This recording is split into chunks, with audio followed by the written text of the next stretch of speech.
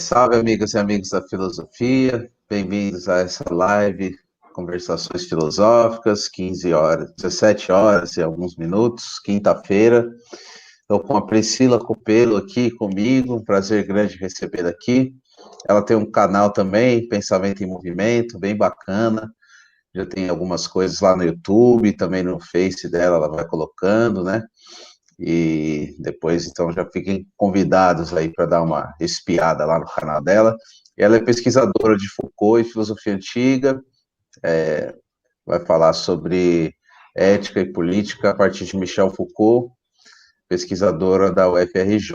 Então, é um prazer recebê-la aqui, Priscila, e já vou te passar a palavra, então, para você começar, aí falando, se você quiser falar dos seus interesses de pesquisa, e depois a gente vai conversando, agradecendo também o pessoal aí que está acompanhando já. Boa tarde, todo mundo.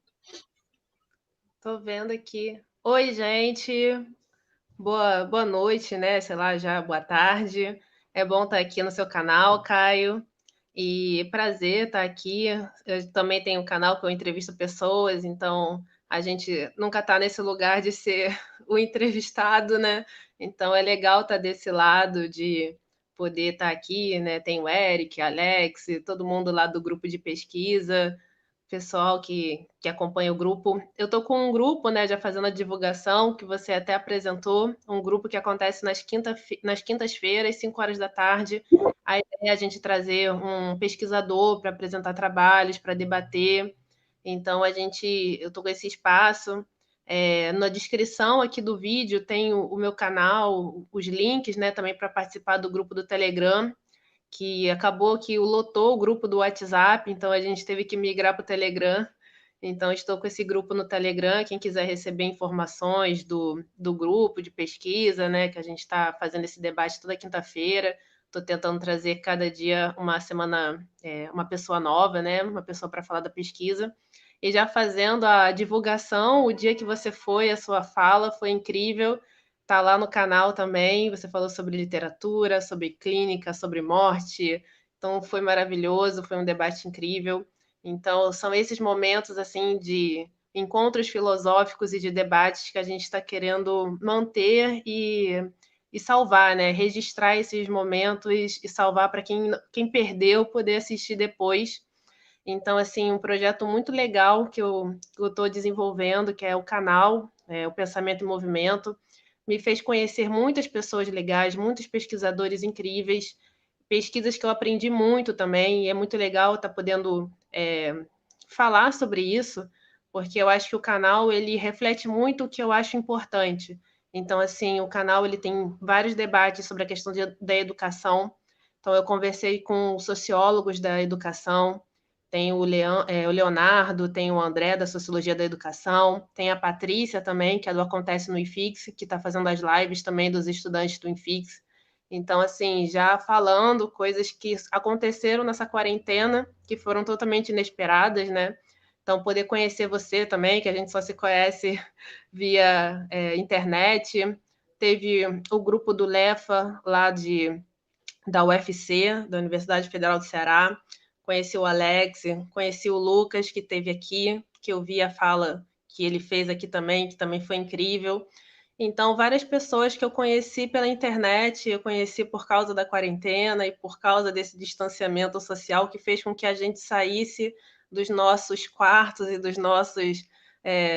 da nossa individualidade, que o pesquisador ele faz muito isso, né? Ele se afasta do mundo, a gente fica dentro de um mundo de livros e de autores, de pessoas mortas, e eu sempre brinquei com isso, eu falei assim, eu conheço mais os mortos do que os vivos, né? Porque a gente fica mais tempo em meio aos mortos, em meio àqueles que não estão mais aqui, do que entre os próprios vivos. Então, e a gente tem esse legado também. Eu fiz história, né? Então, a história tem muito essa questão com a memória, da gente não deixar morrer. Então, tem algumas falas que a gente não pode deixar morrer, e eu escolhi trabalhar com Sócrates, que é um personagem que eu acho incrível na antiguidade. Então a gente tem essa coisa muito de não deixar morrer, não deixar que essa voz morra, e a gente fica rememorando, a gente fica dizendo qual a importância de falar de Sócrates ainda hoje. Então, o nosso trabalho é muito também esse trabalho do rememorar, né? De não deixar morrer. E eu acho que o legal do canal, e falando muito, o canal reflete muito o que eu acho importante também, porque eu acho importante muito trazer o debate sobre educação, sobre a questão da desigualdade social, da ascensão social, né? Será que a educação promove essa ascensão social que todo mundo fala, tem que investir em educação, mas é só educação? Então, a minha fala e também estou tentando fazer esses encontros, que são encontros mais institucionalizados, porque chama mais gente, né? Porque a gente faz aqui uma live e às vezes não dá tantas pessoas assim, são o quê? Agora tem 12 pessoas assistindo a gente, né? Eu fiz o workshop com Foucault, né? O Michel Foucault e o Diagnóstico do Presente. O Alex, que está aqui, está presente também. E a gente conseguiu juntar 300 e poucas pessoas, e isso foi incrível. Então, a gente tem o poder de chegar em várias pessoas, mas a questão do certificado ainda é um peso, né? As pessoas assistem muito lives porque querem um horário, né? Dizendo que assistiu a live e tal. Mas, assim, o mais importante, né, para a gente que pesquisa, para a gente que acredita na educação ainda, apesar de tudo, é levar tudo esse conhecimento, né, que a gente desenvolveu durante anos e anos de pesquisa e a gente acha que isso é importante para o mundo e a gente quer que esse conhecimento circule. Então, por isso que a ideia do canal era Pensamento em Movimento, porque eu acho que a gente, pensando junto, a gente é muito mais forte. E eu que estudo ética, estudo política há mais de 12, 13 anos, sei lá quanto tempo já tem isso, é fundamental nesse momento do Brasil. E aí a gente tem que falar de Brasil, a gente tem que falar de política no Brasil, e a gente tem que usar a filosofia como esse discurso para pensar o presente, sim. Não é só ficar falando sobre teoria, né, sobre o que o Foucault falou, sobre o mundo dele, a França não é a nossa realidade, não é o Brasil. E aí, quando você sai do Brasil, e eu tive essa experiência, né, esse ano, pela primeira vez na vida, de sair do Brasil e ir para a Europa, que eu nunca tinha ido, só tinha ido para os países aqui da América Latina. E você vai para lá e você se surpreende com muitas coisas, né? Surpreende com esse encontro com o outro, que não é tão outro assim para a gente, porque a nossa formação acadêmica já é uma formação principalmente de ler os franceses, né? Então a gente já tem, por exemplo, você faz história, você vai estudar Grécia, Roma, Idade Medieval inteira é França. Então, assim, para a gente já é uma cultura, a gente é absorvida, a gente é formado por uma academia que não é uma academia que fala a nossa história é uma parte dessa história geral maior, que é muito a história ocidental, né? A gente quase não tem na faculdade matérias sobre história da África, nem do Oriente. Então, a gente tem uma falta muito grande desse universo outro, né? Principalmente do Oriente, a África já entrou como obrigatória. Na época que eu fiz história, não era obrigatória, foi entrar depois. Então, assim, a gente tem esse déficit muito grande que, que eu tô vendo, né, a galera estudando filosofia africana, assim, né, tá começando a se movimentar, e isso é fundamental, porque a gente vai lá para fora, eles não sabem nem onde é que é o Brasil, né? Então, assim, você estuda a história do Renascimento cultural, história italiana, e a gente, quando vai para a Itália, eles não sabem nem onde está o Brasil, e nós somos o latino que não falamos nem espanhol, então isso é mais estranho ainda para eles. Então, assim, é fundamental a gente usar o pensamento que é o pensamento filosófico, que é o pensamento da reflexão, para pensar a nossa realidade, né? E é isso que tem me movido muito com o canal. O pessoal da sociologia, da antropologia, eles têm essa capacidade muito maior até de falar sobre o presente do que a própria filosofia, porque a gente às vezes faz um debate muito teórico que a gente não fala um pouco próximo da nossa realidade. E eu acho que o trabalho do Foucault ele é um trabalho que propõe isso, né? O Foucault ele fala do mundo dele, da realidade dele, do presente. E eu acho que a gente tem que usar muito Foucault como uma ferramenta também para pensar, que dá liberdade. E essa liberdade é o que me move hoje em dia a pensar. É claro que todo o debate teórico, né, que a gente desenvolve lendo os textos, eles são fundamentais para você entender, para você refletir, para você se desconstruir, para você fazer essa autocrítica, porque muitas coisas que a gente achava, né, a priori, que eram certezas absolutas, elas desmoronam com a filosofia, e a filosofia, ela tem esse poder da destruição, e você tem que estar aberto para a destruição, né? Esse é um exercício filosófico, né? O exercício filosófico é o exercício da destruição constante daquilo que você é. Então, essa é a potência da filosofia. E eu acho que na minha pesquisa de doutorado, né, que é sobre o Sócrates, do Foucault, então é esse o que eu chamo do acontecimento Sócrates, né? É justamente esse personagem que está na antiguidade, né, que está na Grécia, e ao mesmo tempo ele pensa muito diferente dos outros. Então, a ideia da atopia socrática, né? Então, o atopos é aquele que está fora do lugar. Então, o Sócrates é aquele que coloca a gente para refletir e pensar sobre as opiniões que se tem, sobre as verdades que você carrega e sobre a possibilidade de mudança. Então, acho que essa é muito a mensagem que o Foucault fala quando vai investigar o Sócrates, né? Quando as últimas palavras de Sócrates é a ideia do cuidado. Reflita sobre aquilo que você tem em você e pense se aquilo que você tem é realmente uma verdade que faz com que você haja de tal ou tal maneira, né?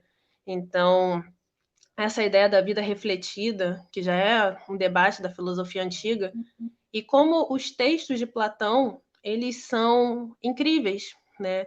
Para a própria mudança, para a própria reflexão.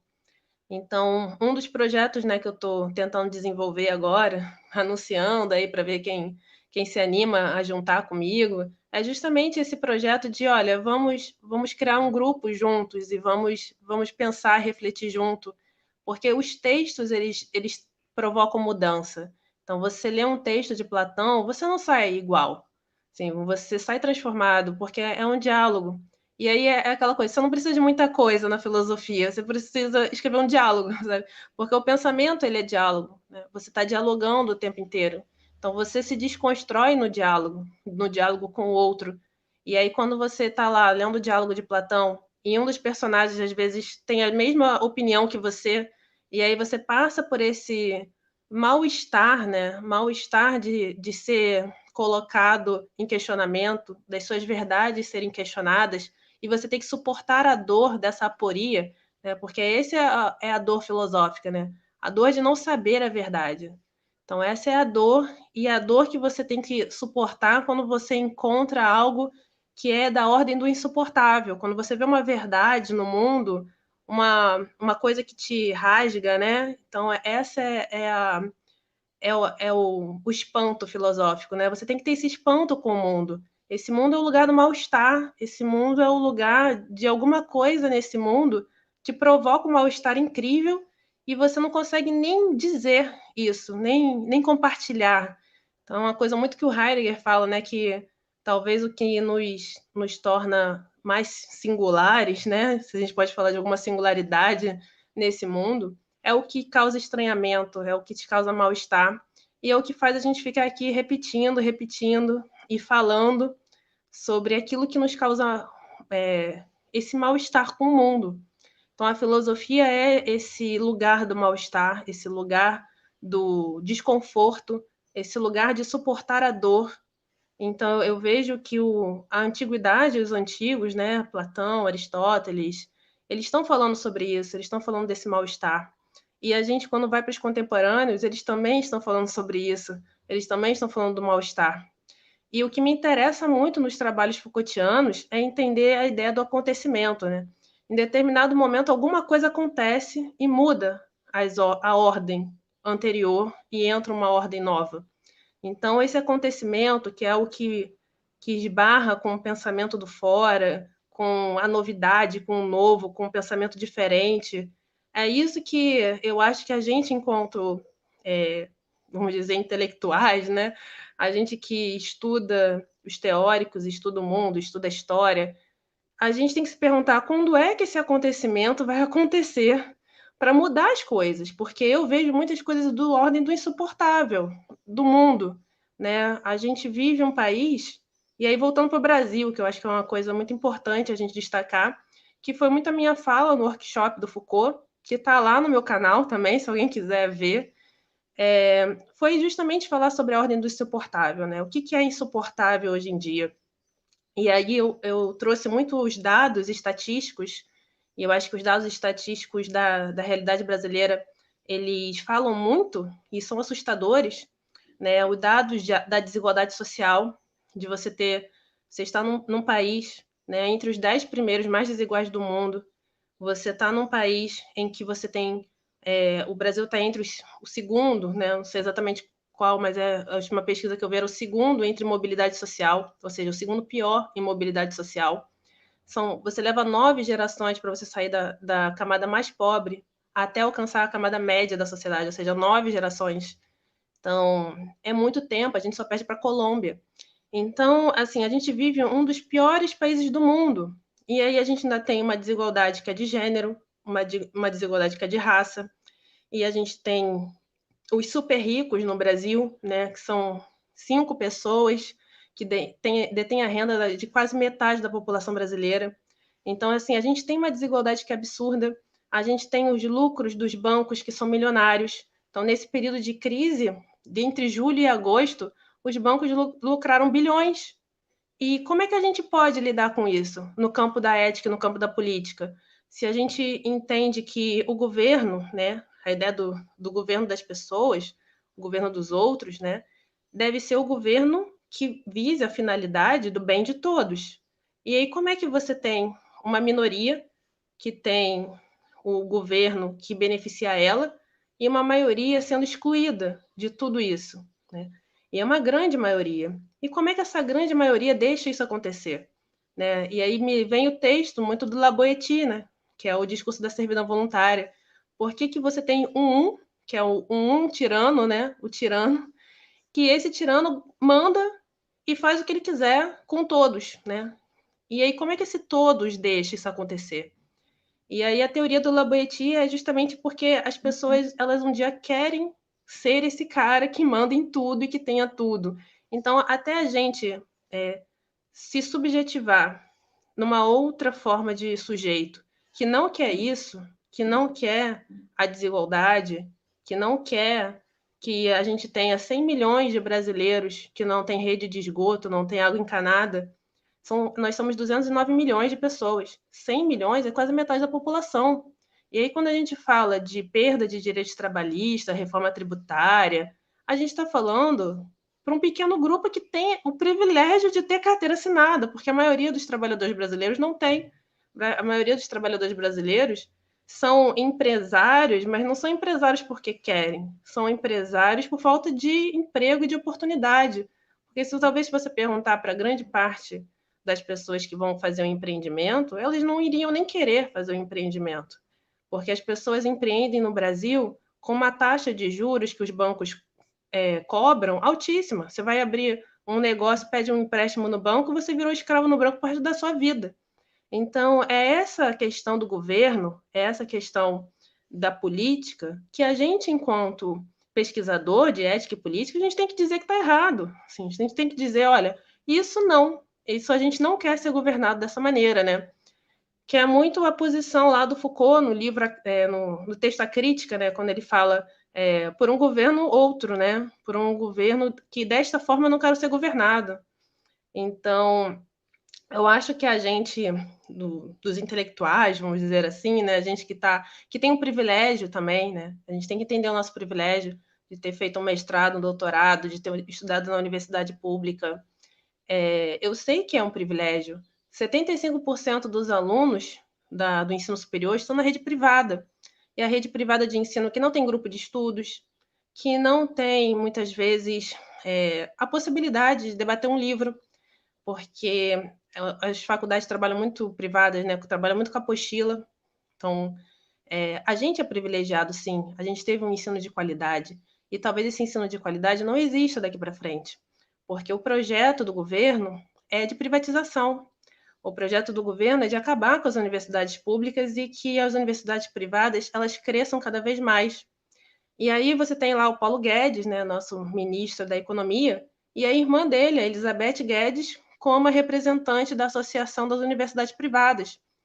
E você vê que não tem dinheiro. O governo fala, nunca tem dinheiro para a educação, nunca tem dinheiro para a saúde. Tem lá o teto, né, de cortes de gastos. Ou seja, para o povo não tem dinheiro.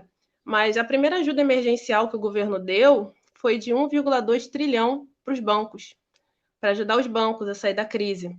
E acho que 9 milhões de pessoas pediram auxílio emergencial, só 69 foi que conseguiu.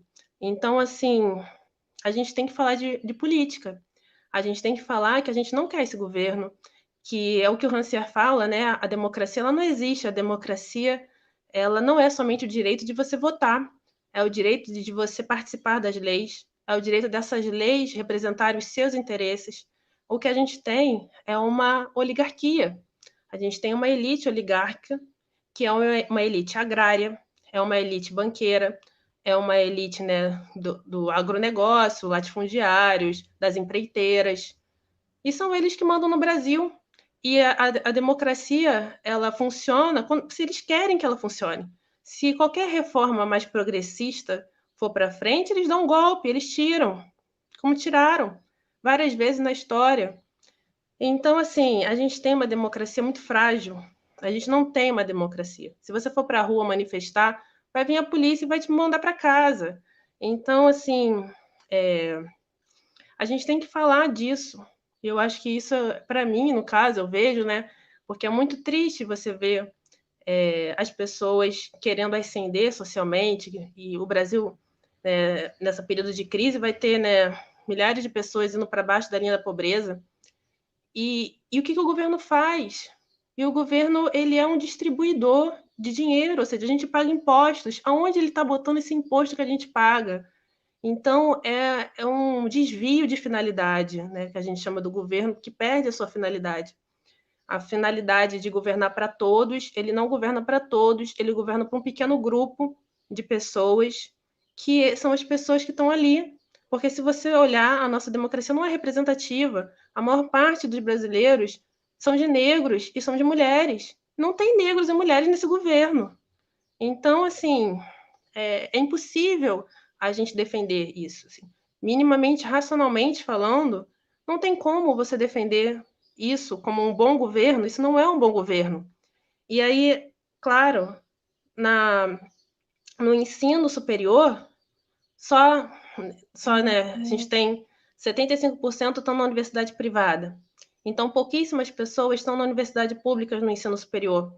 As pessoas não sabem o que a gente estuda na universidade pública, as pessoas estão fora desse espaço. E aí, quando a gente vem aqui para a internet e fala: olha só, eu estudo Foucault, eu estudo Platão, eu estudo Sócrates, a gente está disponibilizando isso para as pessoas que não têm isso. As pessoas não têm acesso à educação que a gente teve quando a gente fez uma universidade uma universidade pública. Né? E a gente está o quê? Há 13 anos, eu estou há 13 anos dentro da UFRJ, fiz 2 graduações, né? História, filosofia, mestrado, doutorado. Então, a gente é privilegiado, sim, e a gente tem que falar desse lugar do privilégio e falar que a partir desse lugar do estudo, da escolé, né, dos gregos, né, do tempo livre e produtivo, a gente pode olhar melhor para o nosso mundo e falar que tipo de problemas a gente encontra nesse mundo, né? Que tipo de governo a gente vê acontecer e que tipo de governo a gente não quer, que não é o bom para todos. E aí, é claro, o bom para todos sempre é complicado, né? Porque o Aristóteles já dizia no livro da Política, né? O problema da política é que você sempre tem que tentar resolver conflitos, né? O conflito da minoria e o conflito da maioria. A minoria que tem muito dinheiro, né? E a maioria que tem pouco. Só que esses dois grupos, eles têm interesses diversos. O que é bom para um é mal para o outro. Então, quando eu falo, por exemplo, do projeto de taxação dos super ricos, que não chega a ser 0,03% da população, que tem, né, muito dinheiro, patrimônios acima de 10 milhões, a gente vai dizer que para essas pessoas, se essa lei passar, né, o projeto de taxação dos super ricos, essas pessoas vão dizer que é injusto. E aí, para outras pessoas, vai ser justo, né, para esse dinheiro dessa taxação, né, que seria em ordem de bilhões anuais de dinheiro que poderia ser de tributos, ela poderia fazer um bem para várias outras pessoas, mas em compensação ela faz um mal para um pequeno grupo. E aí a gente tem que pensar que como é que a gente faz essa conta fechar, né? A gente organiza numa ideia de justiça, que é a justiça aristotélica, né, que é a ideia de tratar os desiguais na medida da sua desigualdade, você tem um governo distribuidor, Então, ao longo do tempo, você tem que pensar em distribuição, tirar de quem tem mais e dar para quem tem menos. Então, assim, eu acho que os antigos, né, Sócrates, foram muito críticos com a democracia, porque a democracia é uma forma de governo em que quem decide é a maioria, e se a maioria decidir mal, né, se a maioria decidir por pessoas que não vão governar bem, a gente tem um problema sério. E aí, por que todo o problema da política é um problema da ética? Porque são as pessoas que governam. Por que Foucault está falando do cuidado de si? Lá, e voltando no texto da Alcibíades de Platão.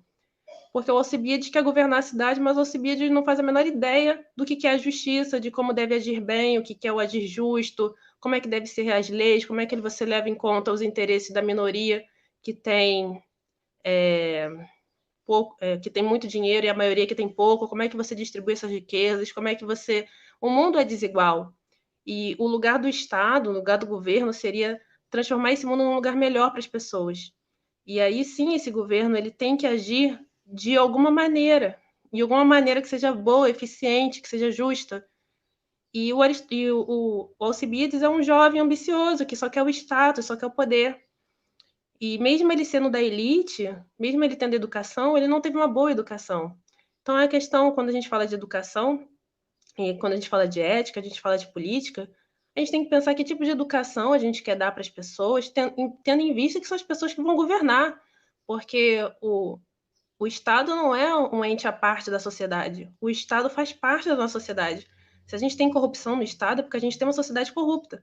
A gente tem uma sociedade que faz atos ilícitos. E isso acontece em várias esferas. Então, você tem uma pandemia de Covid, o cara faz um contrato de obra de compra de respiradores manufaturado. Então, isso é um problema sério. É um problema da ética, mas é um problema da política. Então, essas coisas elas estão relacionadas. Então, quando Foucault lá está falando da ética, está falando do cuidado de si, e vai para o Sócrates, ele está falando justamente sobre isso, né? Então, cara, fala alguma coisa aí que eu vou beber uma água aqui. Tô falando muito já. Não, tá muito bom. Tô adorando a conversa e acho que o pessoal também tem já várias perguntas aqui. Eu queria, se você quiser falar, tem uma sobre o Sócrates. O Alex quer saber sobre o Sócrates. Por que que ele pode nos ajudar a pensar a política no presente, mesmo sabendo da sua escolha de não participar diretamente dela no período em que viveu? Queria que você comentasse, inclusive, essa premissa que está implícita nessa fala do Alex, de que o Sócrates não teria participado da política no seu tempo. Eu falo isso na minha tese, né? Porque o Sócrates ele fala que se ele tivesse participado da política antes, ele tinha morrido antes. Então, tem essa questão do Sócrates com a política, e ele participa sim da política, mas ele participa quando ele é chamado, quando ele é convocado. E tem vários episódios em que o Sócrates ele sustenta um posicionamento que não é o posicionamento da maioria. Então, uma grande crítica do Sócrates à democracia é que para você governar, você não chama, né? Você não faz uma votação quando você está no navio, é a metáfora do navio que ele sempre usa, né? Quando você está no navio, você não chega para um comandante e fala, vamos escolher um comandante para uma votação aqui. A gente vai fazer uma votação no navio e escolher uma pessoa para governar o navio. E por quê? Por que você não faz isso? Porque você tem que ter um conhecimento específico para governar. Você tem que ter algum tipo de conhecimento que tenha a ver com a justiça, que tenha a ver com o bem, que tenha a ver com a reflexão filosófica. Tanto que quem vai governar a cidade, e lá no livro da República, né, no Platão, é justamente alguém que vai estudar filosofia também. E esse estudo da filosofia, ele acontece praticamente já na maturidade. Então é preciso ter uma maturidade para falar sobre filosofia, sobre política. Não pode ser o jovem ambicioso que quer governar porque quer aparecer, porque quer um status, porque quer ser reconhecido. E por que a maioria ela escolhe melhor? Sabe, qual é o critério que você vai usar? Por que tem que ser a votação da maioria? Então, esse é um problema para a gente também. Se a gente quer uma política que seja uma política de uma ética inclusiva, de uma ética que entenda que as pessoas são diferentes, que inclua as pessoas, e aí eu estou falando, por exemplo, dos homossexuais, do direito das mulheres de fazer aborto, de direitos que são direitos de liberdades também, de respeito à diferença. E aí, quando você fala que a votação e as leis vão ser decididas pela maioria, você tem, então, outro tipo de critério, que leva em conta o critério, que é um critério, muitas vezes, de como a sociedade pensa naquele período, né? Então, você tem, no Brasil, uma sociedade extremamente conservadora, e aí você dificilmente vai conseguir passar alguma lei que seja leis inclusivas, leis das diferenças, e talvez hoje esse seja o grande problema da esquerda, porque a esquerda abraçou as causas minoritárias, a causa das lutas LGBTs, luta das mulheres e tal, e justamente numa sociedade conservadora, né?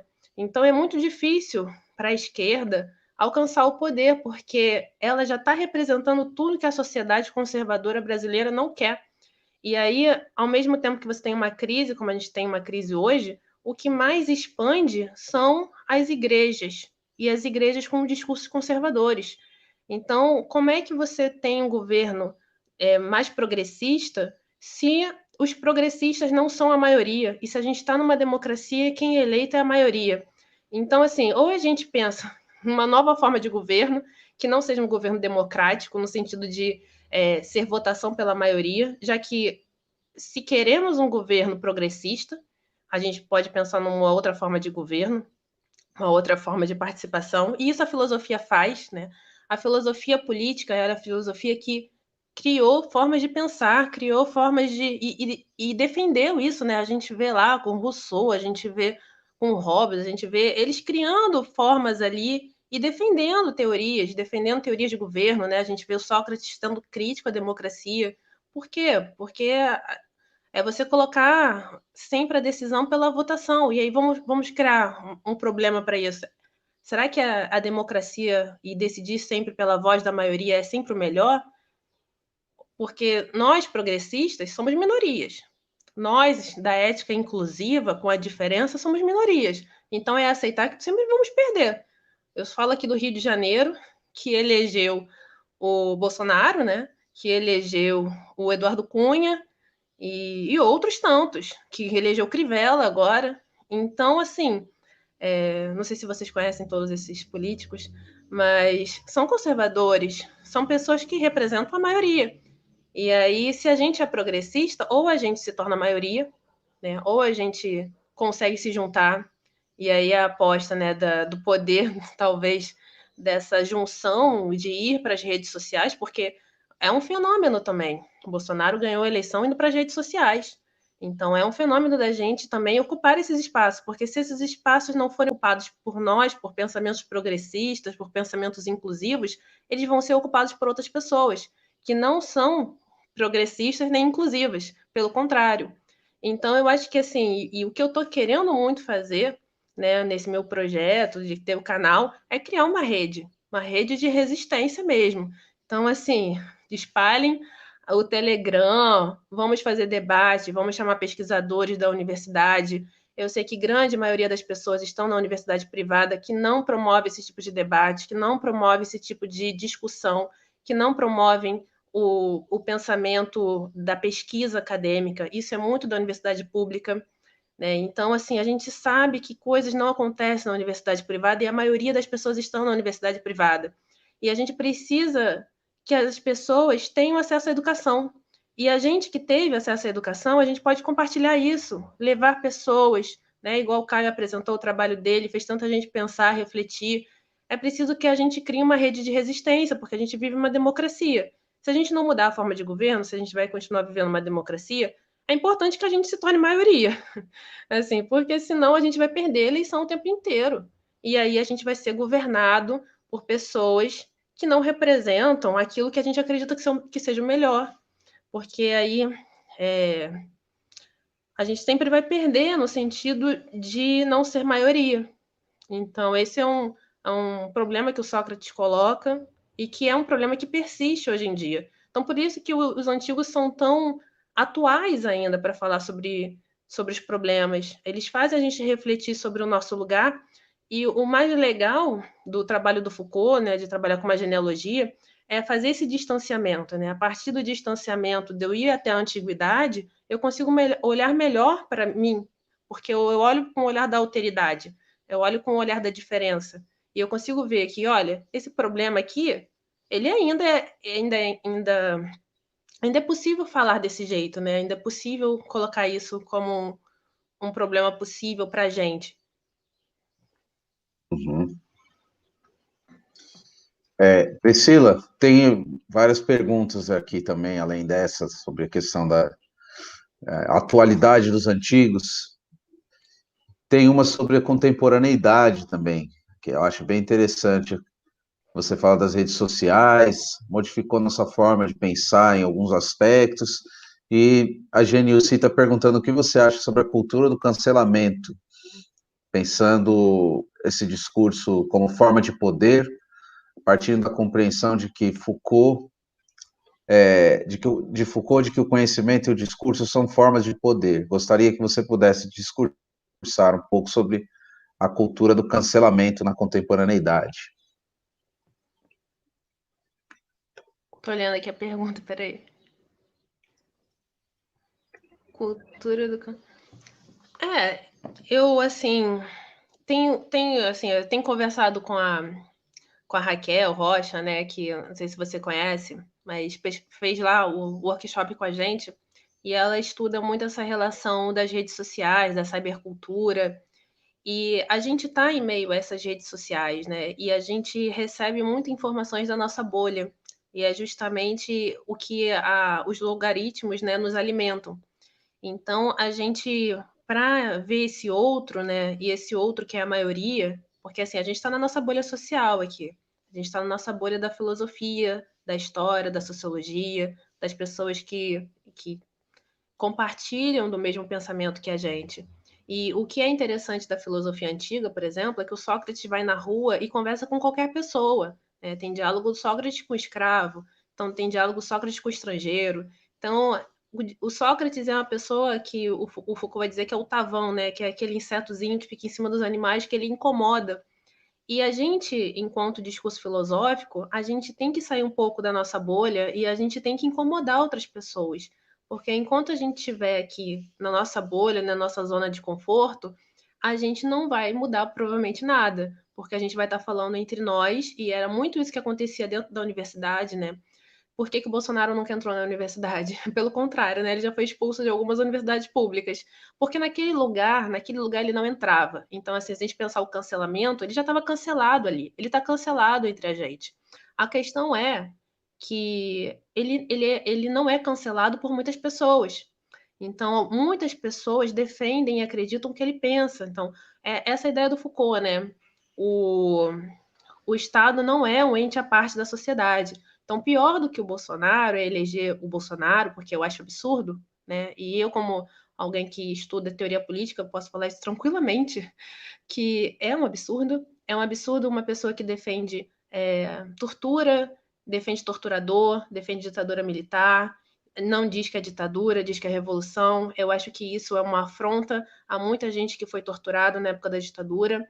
Então, afronta os historiadores, chama a gente de doutrinador por falar o que é um consenso historiográfico sobre a ditadura militar, sobre tortura e sobre crimes, né? Então, a gente, para ganhar numa democracia, enquanto ética, enquanto política, a gente tem que sair da nossa bolha social. E aí, sair da nossa bolha social é muitas vezes no encontro familiar. O encontro familiar é justamente o Brasil. Né? Você encontra na sua família normalmente a cara do Brasil. E aí aqueles encontros, né, aquela mesa que cada um fala coisas que você acha totalmente absurdas, mas você fala assim, ah, tá, tipo, eu não vou brigar com você porque você é da minha família. Mas é justamente aí que é o ato político, é o ato de dizer não. Esse discurso a gente não vai aceitar. Esse discurso que quer a morte do outro, que quer a eliminação do outro, porque o outro é diferente do discurso hegemônico, de um discurso que é heteronormativo, normalmente homem. Então, essas coisas a gente tem que defender, sim, e a gente tem que fazer isso constantemente. Então, quando o Sócrates está falando lá sobre a vida refletida, é a vida da constante reflexão, da constante motivação. A gente tem que estar o tempo inteiro se vigiando para a gente ver se a gente não vai reproduzir nada de errado. Então, a vida do homem virtuoso não é alguém que alcança um conhecimento e uma sabedoria. Não, é a vida da vigilância constante. É a gente se vigiar o tempo inteiro. É a gente perceber se a gente está reproduzindo preconceitos o tempo inteiro. Então, a gente refletir sobre o nosso lugar social na sociedade, né? Então, eu, por exemplo, da classe, vamos dizer, média da sociedade, olhar à minha volta e ver por que eu não tenho amigos negros? Por que eu não, na minha escola não tinha negros? Por que a maioria do Brasil, né, a maioria dos brasileiros são negros e eu não? Né, assim, né, eu não convivi com negros na minha vida, muitos. E é entender isso, é entender do nosso lugar, é entender dessas desigualdades sociais que a gente naturaliza. Então, a gente naturaliza as pessoas morando na rua, a gente naturaliza a violência que a gente sofre, a gente naturaliza as pessoas não terem saneamento básico, a gente naturaliza as pessoas terem empregos precarizados, a gente naturaliza muita coisa. E quando a gente começar a dizer não, isso é insuportável, isso é o que a gente não quer mais, e quando todo mundo disser isso não é o que a gente quer, a gente vai pensar, a gente vai tomar força e a gente vai mudar alguma coisa, porque eu acredito na mudança, né? A história mostra que existe a possibilidade de mudança, já teve muitas mudanças históricas. E a questão é que a gente fica esperando esse acontecimento. A gente fica esperando o momento em que as pessoas vão falar: basta, a gente não quer mais essa balbúrdia, e essa balbúrdia não é o que a gente faz na universidade pública, é justamente o que eles fazem com todos os impostos que a gente paga, com impostos que são muitas vezes em cima de consumo, né? Então, a reforma tributária e essa galera aí, que é justamente o evento, né, do Necropolítica, Estado de Exceção, a minha fala vai ser justamente sobre esse governo outro, sobre as possibilidades e propostas de pessoas que estão pensando outras formas de se relacionar, né, outras formas políticas de agir. Então, assim, tem proposta de reformas tributárias, e essa reforma tributária muda a forma de taxação que a gente tem em cima dos produtos, né? Então, a gente compra arroz, feijão, já vem imposto embutido. Então, essa é uma das piores formas de taxação, porque as pessoas mais pobres, elas pagam tanto imposto quanto as pessoas mais ricas. Então, você ter o imposto proporcional, né, o imposto em cima de riquezas, imposto em cima de dividendos, você ter esses projetos, são projetos de mudança, sim. Então, se juntar com esses projetos, é levar esses projetos adiante, que a gente pode pensar numa mudança maior, né, no campo político, de distribuição. A gente tem um país continental e a gente tem problemas de gente que não tem terra, a gente tem o problema do MST, sabe? Então, por que a gente tem um país continental desse jeito e a gente tem milhares de latifundiários que concentram essas terras todas? Então, a gente tem que falar disso sim, porque se a gente pensar na Revolução Francesa, foi um momento em que as pessoas falaram assim: basta, não vamos pagar, o terceiro Estado não vai pagar a conta. E aí todo mundo se juntou, quebrou tudo. Aí sim, não é na base. Eu acho que dá para pensar em reformas, né? E aí essas reformas elas são a longo prazo. Mas se você pensar na história, a história ela acontece uma insurreição, é revolta, é revolução. Então, assim, eu acho que em algum momento os brasileiros eles vão acordar que eles estão sendo explorados, que alguém está ficando com esse dinheiro, que os bancos estão ficando com esse dinheiro e que a gente, quando a gente quer abrir um negócio e pede um empréstimo no banco, você vira escravo do banco. E a gente tem um dos juros mais altos do mundo, né? Então, assim, eu acho que em algum momento, e aí eu espero, né, que seja ainda enquanto eu estiver viva, eu vejo isso acontecer. Eu vejo as pessoas se revoltando e dizendo que não querem mais isso. Então, eu acho que a filosofia, a história, ela faz com que você olhe o mundo de uma maneira mais crítica, né? Que é essa atitude crítica que o Foucault fala, que é a mesma coisa da vida refletida lá do Sócrates. É preciso que a gente olhe o mundo com a perspectiva crítica. E a filosofia, ela é essa perspectiva crítica, que muitas vezes traz sofrimento, né? Que é aquela coisa lá do Deleuze, se a filosofia não te fizer sofrer, né? Não te fizer, assim, se irritar, se rebelar com o mundo, tem alguma coisa muito errada, porque esse mundo é da ordem do espanto, e a filosofia nasce desse espanto, né? Então, é preciso que a gente se revolte, né? É dela do homem revoltado, do Camus, e assim, revolta para viver, mas revolta para mudar também. Então, a gente precisa se revoltar e é preciso que a gente se revolte todo mundo junto, Porque quando a gente se revolta sozinho, a gente não faz nada. Mas quando a gente se revoltar todo mundo junto, e todo mundo falar assim, não quero mais esse governo, não queremos mais isso, quero outra forma de governo, eu acho que aí a gente pode pensar que a gente tem força para mudar. Eu acredito que a gente tem força para mudar, porque olhando a história, em algum momento isso aconteceu. Circunstâncias inesperadas fazem acontecer, né? Teve o pessoal lá com acho que 2013, 2014, sei lá, 2016, teve lá dos 20 centavos, né? Não me lembro qual foi o ano exato. Mas é aquela coisa, vem um Junho estopim. de 2013.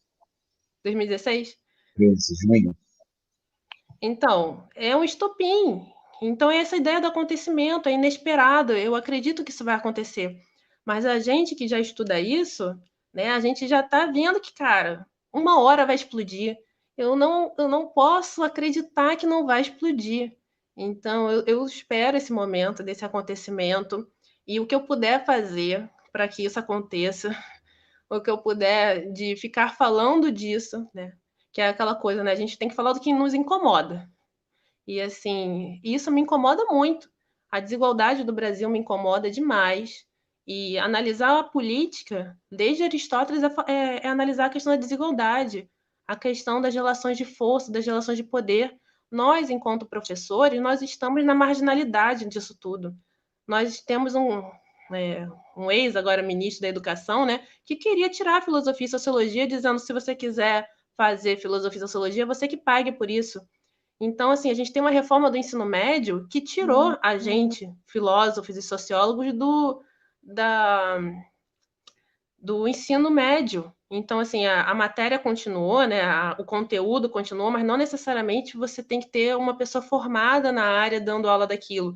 Então, isso é nos matar. Isso é nos matar fisicamente, é nos matar economicamente, porque você precisa de dinheiro para sobreviver, sim, a gente precisa de trabalho, a gente precisa de emprego, e a gente é precarizado, a gente não tem legislação que nos proteja, a gente não tem legislação trabalhista que diga você pode pagar tanto. Então, assim, a gente não tem barreira de mercado, porque se você pensar nas faculdades imperiais, né? E aí eu convido a todo mundo lá no meu canal e ver o discurso lá sobre educação e estratificação, que é o do Leonardo, o trabalho dele, de doutorado, de um sociólogo, falando justamente sobre isso, de como as profissões imperiais, elas são imperiais porque elas têm barreira de mercado, elas têm lá o negócio da OAB lá dizendo quanto você paga para um advogado. Não tem isso para professor. Pelo contrário, né, na universidade privada, por exemplo, você não é nem professor, você é tutor EAD. Então, assim, você não é nem considerado professor, você não tem garantia nenhuma.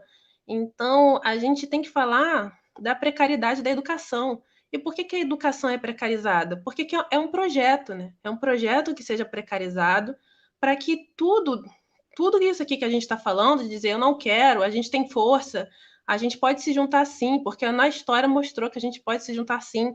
Mas o que eles fazem? Eles botam uma propaganda gigantesca de um projeto neoliberal, de um projeto de precarização, e as pessoas internalizam isso como se fosse bom para elas, né? Mas já está dando problema, né? As pessoas estão começando a perceber, a galera lá do iFood fazendo manifestação, dizendo, olha, o aplicativo fica com o nosso dinheiro, a gente trabalha sem garantia, sem nada, sem direito nenhum, e o aplicativo que ganha com isso. Então, esse projeto neoliberal, que é um projeto de precarização, ele está vindo e a tecnologia está vindo Vou justamente. colocar aqui uma questão que é justamente sobre o neoliberalismo, que já que está falando nisso, eu já coloco essa também do professor Cleiton. Desculpe te interromper, mas é porque é do mesmo assunto aí, o neoliberalismo. Se você quiser ler, o neoliberalismo é uma das características mais visíveis nesse governo. Privilegiou a minoria elitista em detrimento de uma maioria que sofre em decorrência das mazelas do Estado. Mas o problema desse governo não é o governo em si, né? São as pessoas que votaram nesse governo, porque uma coisa temos que dizer: o Bolsonaro, quando falou, ele falou assim: as pessoas têm que escolher entre empregos e direitos, porque não dá para ter os dois. Então, assim, o problema é que as pessoas aceitaram essa cidadania sacrificial, que é a ideia da Wendy Brown, né? Como é que as pessoas internalizam o sacrifício e acham que esse sacrifício é bom para elas. Então, assim, o pior do que o Bolsonaro são as pessoas internalizando que o sacrifício, ele faz parte, né? Então as pessoas falam assim, não, mas eu tenho que me sacrificar, eu tenho que aceitar esse emprego precarizado, porque senão eu não vou ter emprego. Então, assim, internalizar esse sacrifício é o que faz esse projeto neoliberal existir. A gente tem um ministro da economia que representa a vida inteira foi trabalhar para bancos, ele faz webinar para bancos hoje em dia, né? Tipo, se você olhar onde é que está o Paulo Guedes está fazendo live para bancos. Então, assim, a gente sabe muito bem quem esses caras representam, qual é o interesse deles, mas eles vendem um produto e eles fazem com que as pessoas acreditem que aquilo que é melhor para um grupo específico, que é para uma pequena parte, uma pequena elite, seja bom para todos. Então, eles fazem com que as pessoas acreditem que votar no projeto de reforma trabalhista, reforma tributária, vai beneficiar as pessoas. Não, se passar a reforma trabalhista, você vai conseguir um emprego, você vai sair. E as pessoas no Brasil, elas estão tão assim.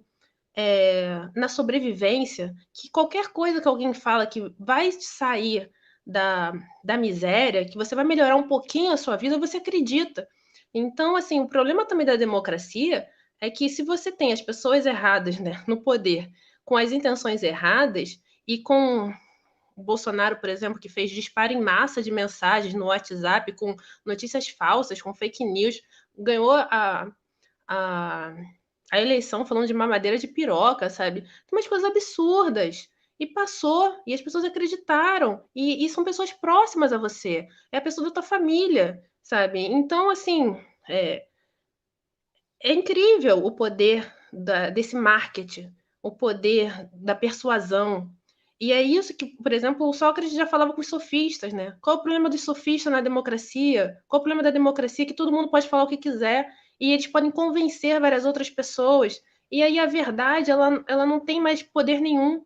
Então, assim, o problema é esse problema da persuasão, do convencimento e da decisão pela maioria. E aí o bom senso cai por terra, porque você tem que começar a desconstruir um fantasma, né? Tipo, um fantasma que, se os professores tivessem tanto poder assim, que a gente foi eleito como inimigo, né? Se os professores tivessem tanto poder assim, a gente não teria provavelmente Bolsonaro. Porque se a gente fosse realmente doutrinador, se todo mundo saísse da escola marxista, a gente não teria um problema do Bolsonaro. Mas não temos esse poder. Pelo contrário, somos o tempo inteiro precarizados, somos o tempo inteiro botados à margem, somos o tempo inteiro atacados, dizendo que a nossa matéria ela não deve ter, não deve existir. Então, assim, qualquer coisa que seja crítica, e a filosofia ela é a disciplina por si só crítica, é um discurso da eliminação. Porque esse governo, principalmente esse governo, ele não tolera a diferença, ele não tolera o discurso diferente. Então, sempre. E o problema não é só esse governo, o problema é que muitas pessoas pensam igual a eles. E enquanto nós continuarmos sendo a minoria, nós vamos continuar perdendo e nós vamos continuar sendo atacados. Então, ou a gente se transforma em maioria, ou a gente não vai mudar nunca, porque eles sempre vão eleger quem eles querem e eles sempre vão continuar lá no poder, nos atacando e atacando o professor, né? Que já é uma profissão precarizada. Se você olhar lá a live que eu fiz com o Leonardo, ele vai dizer que você ter um diploma de licenciatura ou você ter nada, não é praticamente a mesma coisa em relação à ascensão social. Então, assim, o diploma de licenciatura, como ele foi tão bem banalizado de qualquer jeito também pelas universidades EAD, né? Você tem muito EAD e licenciatura. Então, por exemplo, hoje é mais barato você ter uma licenciatura em letras em inglês do que você ter um cursinho na cultura inglesa. Então, assim, esse poder, né, esse poder do diploma enquanto poder social, nas licenciaturas, ele é quase zerado. Então, a gente, enquanto lugar do professor, nesse mundo em que desprivilegia o professor, em que ataca o professor, em que é um discurso de Estado contra a gente, que diz que nós somos algo a ser combatido, né? É um discurso que não quer nos eliminar, porque nós criticamos isso, nós criticamos esse governo. E eu tenho quase certeza que é um consenso, né? Tanto que ele não entra na universidade pública, mas entra na universidade privada, né? A universidade privada muitas vezes é o lugar onde essa galera é abraçada. Mas aí, quando eles falam em expansão do ensino universitário, eles não estão falando de expansão do ensino universitário público, eles estão falando de expansão do ensino universitário privado, porque são os empresários da educação. Então, assim, junto com o Estado, quem está junto com o Estado é o empresário da saúde, que quer justamente que a saúde pública não funcione. E aí, o que os caras fazem? Os caras fazem lá aquele negócio lá provisório, esqueci o nome que se dá para isso. Dia provisório? Aqueles que eles fizeram aquele negócio de saúde no Hospital de campanha? Hospital de campanha, exatamente. Então, os caras fazem o hospital de campanha, que é uma coisa provisória, gastam dinheiro do caramba, mas não melhoram os hospitais que já existem, não reativam as UTIs que já existem para ficar um legado. Por que eles não querem um legado? Porque tem os empresários da saúde ali, eles não querem que a saúde pública funcione, porque tem os empresários da saúde que querem lucrar vendendo justamente os planos de saúde.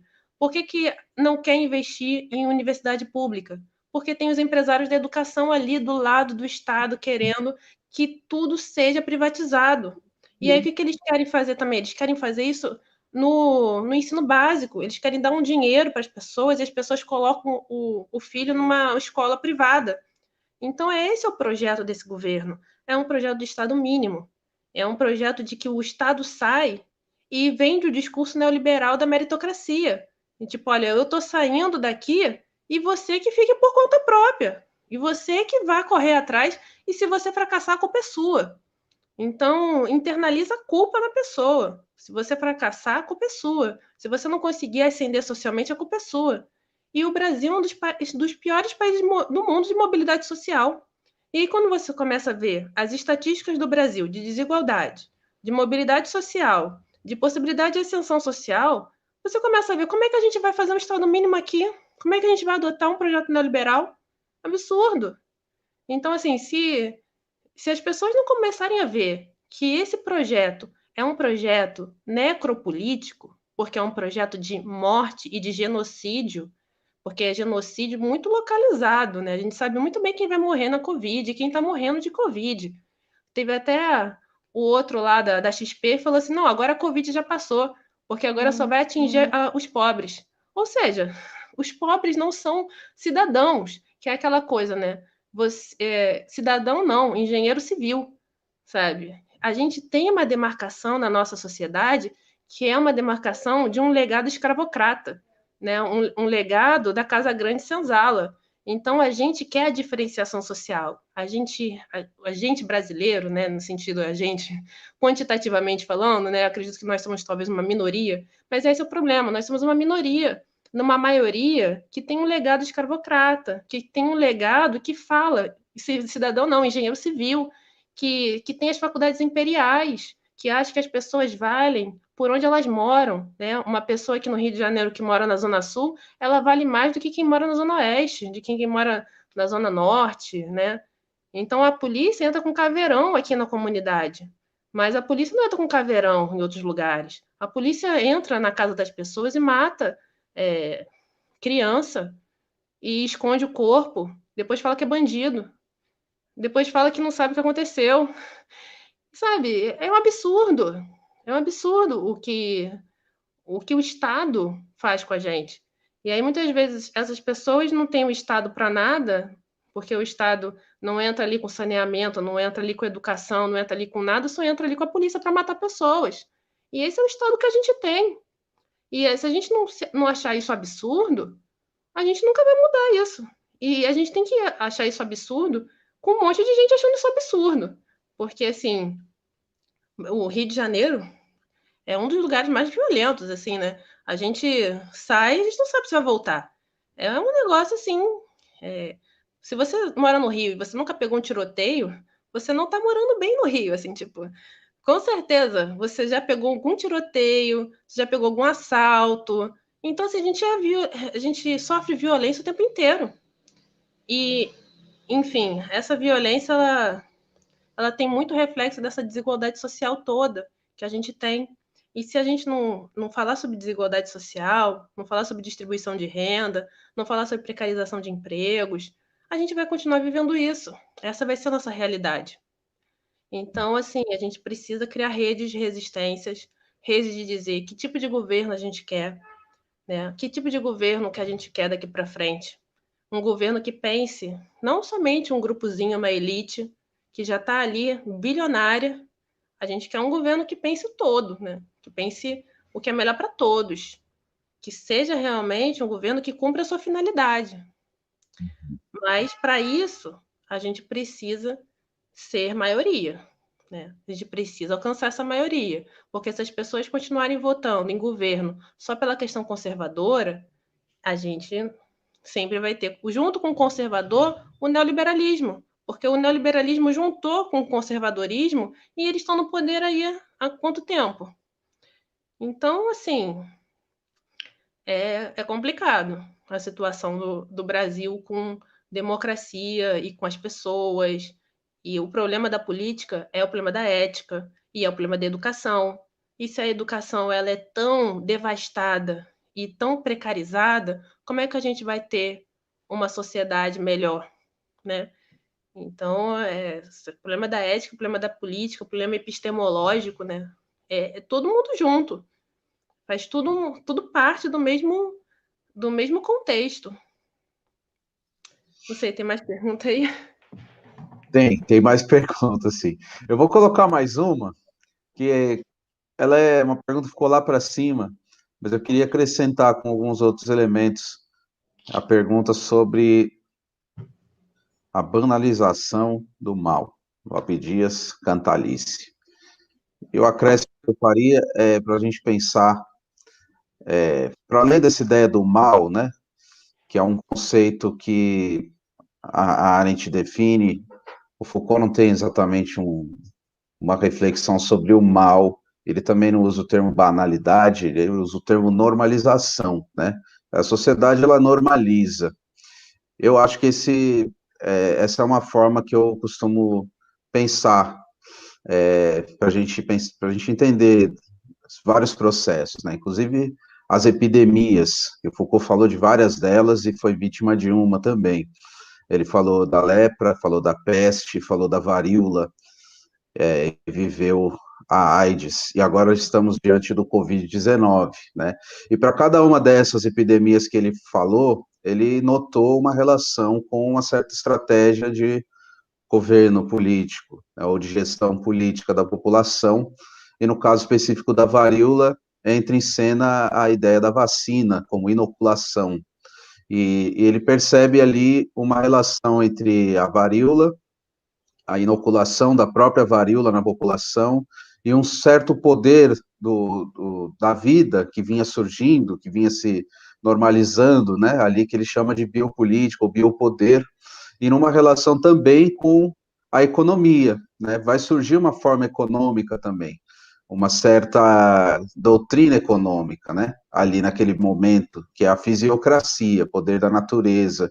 Então, ele percebe a relação entre a economia, uma certa economia política que vai surgir, com a medicina. E o Quesnay, que foi o criador da fisiocracia, era médico, né? E daí ele vai falar bastante sobre isso depois, em outros contextos, sobre medicina social como governo de si e dos outros, né?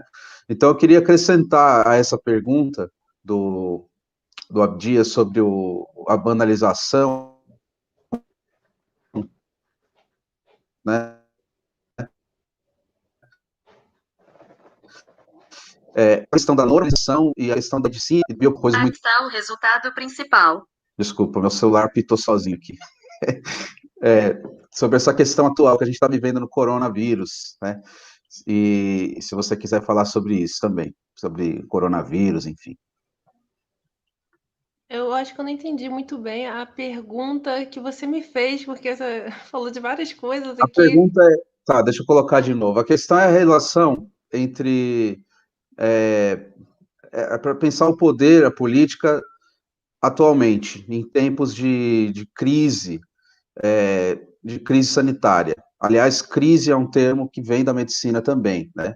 É o momento em que se decide sobre a vida ou a morte de um organismo, depois ele é ampliado, né, para a sociedade inteira, e o momento da crise, como experiência histórico-política, né, vai ser ampliado ainda mais pelos autores do 18 em diante, né? A crise, então, ela corresponde a isso, nasce na medicina e é ampliado para pensar o processo histórico da modernidade, né? Estamos em crise, a modernidade é crise em processo, o capitalismo é crise em processo, mas ele vem da medicina, né, lá na antiguidade. A minha pergunta é justamente essa questão da normalização da crise, né, que a Arendt chama de banalização do mal, a partir do exemplo lá do Eichmann, né, que é a pergunta do nosso colega aqui, mas eu queria fazer essa outra pergunta acrescentando a dele, né, porque o Foucault não usa exatamente esse termo, banalidade do mal. Ele fala em normalização, né, das crises. E aí as pandemias todas, o que foi a resposta social a cada uma delas? Foi um certo processo de normalização. A cada um correspondeu um certo processo de normalização. A varíola foi a mais recente das que ele analisou, porque dela é que surge, do controle da varíola, que surge um certo processo de biopolítica, de gestão política da vida. A inoculação da varíola tem a ver com uma certa gestão política, que tem a ver com uma forma também econômica de gestão política, né, da população. Então, minha pergunta é essa, você falou de neoliberalismo, você falou de questões da nossa vida política, da economia, e a gente está vivendo a crise sanitária de coronavírus, que se soma a uma crise generalizada do capitalismo num estágio já bem mais avançado do que na época que o Foucault analisava. Ele fala do neoliberalismo, mas ele fala isso antes da Thatcher e do Reagan ainda, né? Então, assim, a gente viveu uma experiência, né, de intensificação, crise de 2008, tem vários autores que atualizam essa crítica do Foucault, né? Então, minha pergunta é essa, para você, queria saber como você tem visto essa crise e o processo de normalização dessa crise que a gente vive, ou se você pensa em banalidade do mal também, para explicar isso, como você vê isso? Assim, para eu que já estudo política e vejo a política no Brasil já há muito tempo, tem muitas coisas que já estavam muito ruins, né?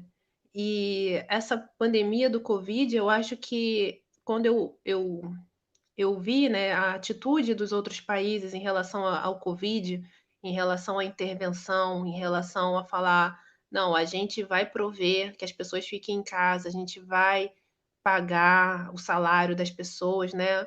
Como vários países fizeram, inclusive os Estados Unidos, né, que é um dos exemplos desse neoliberalismo. Então, eu pensei assim, nossa, esse governo vai ter que refletir sobre o projeto neoliberal, ele vai ter que rever isso. E essa era a minha esperança inicial, quando tudo isso começou. Eu falei assim, nossa, não acredito que eu vou ver o Paulo Guedes, defensor tão árduo do neoliberalismo, ter que tomar atitudes que seriam uma intervenção estatal, né? Que é justamente tudo que ele não defende. Mas, infelizmente, mesmo o Brasil vendo os outros países tomarem decisões muito mais intervencionistas, o Brasil não quis adotar isso. O Brasil ele adotou uma política realmente que é a política de deixar morrer, né? Então, esses hospitais de campanha mal gerenciados, a falta de organização com o governo federal, junto com o poder, né, dos estados, tudo isso, essa desarticulação, essa crise toda no sentido de uma crise do desgoverno, né? Esse governo, ele não governa, ele desgoverna, ele deixa de governar, ele abre mão de governar. Então, ele abre mão justamente para não se comprometer. Ele fala, e daí? Né? E daí que as pessoas vão morrer? Eu não controlo a gripe ou a coronavírus, é uma gripezinha. Ele não se compromete porque ele não tem responsabilidade com as pessoas. E isso é muito sério, isso é muito grave. É muito grave um governo que deixa as pessoas morrerem e não se importa. E ninguém se importa. E parece que, tipo, se o próprio governante de um país não se importa se os brasileiros estão morrendo, tá tudo errado, sabe? E o mais bizarro é as pessoas não se revoltarem contra isso, porque as pessoas tinham que estar muito revoltadas. Eu estou muito revoltada, sabe? Se as outras pessoas não estão muito revoltadas, tem alguma coisa errado, Porque tudo que a gente acredita que é um Estado, que é um governo, não está acontecendo. Então, assim, tem alguma coisa muito errada. Se as pessoas fizeram uma opção por hospital de campanha, sabendo que é uma coisa provisória, e não quiseram investir em tantos hospitais públicos que a gente tem precarizado, hospitais públicos que chovem e entram água dentro do hospital, hospitais que tinham UTIs que estavam inativadas, que poderia ter sido feita uma obra e ativar as UTIs para ter um legado, para deixar para o futuro, para as pessoas poderem usar, sabe? É um projeto de vamos deixar morrer, porque não tem problema, porque quem vai morrer vai ser pobre. E pobre pode matar. E a gente tem essa cultura no Brasil de pobre pode matar, que os caras, a polícia entra na comunidade para matar e para morrer. Não quer saber se tem trabalhador ali. Tá ali é para morrer. Então, assim, a gente tem a política do extermínio. E a gente sempre teve a política do extermínio. Só que a Covid ainda está piorando. Uma coisa que já é no Brasil demais. Então, assim, quem mora perto de comunidade, eu moro, né? Moro perto do Morro do Dendê, conhecido Morro do Dendê na Ilha do Governador. Não sei se as pessoas conhecem, mas tem aquela famosa música, né, do Morro do Dendê. Então, para quem mora perto do morro, sabe muito bem que a polícia encontrou você na rua de noite, pô, você é bandido. Assim, o que você está fazendo na rua de noite? Você não tem direito de estar na rua de noite. A gente não tem liberdade de andar, de ir e vir, porque a gente mora perto do morro, entendeu? Então, assim, existe um corpo matável, e esse corpo já era matável já há muito tempo. E a Covid só veio e escancarou, e o nosso governante disse: e daí? Para a gente morrer. Não tem problema. Mas todo mundo já sabia. Se você é pobre, mora na comunidade, se você sabe que se você precisar da saúde, você não tem. Então, assim, já é uma coisa que as pessoas internalizam. As pessoas não têm saúde, não têm educação, no sentido de ter qualidade, né, de saúde, qualidade de educação, e as pessoas já aceitaram isso. Se você pegar o BRT no Rio de Janeiro, é uma coisa absurda. É um absurdo de como as pessoas são tratadas. É um espaço lotado, sem ar-condicionado funcionar.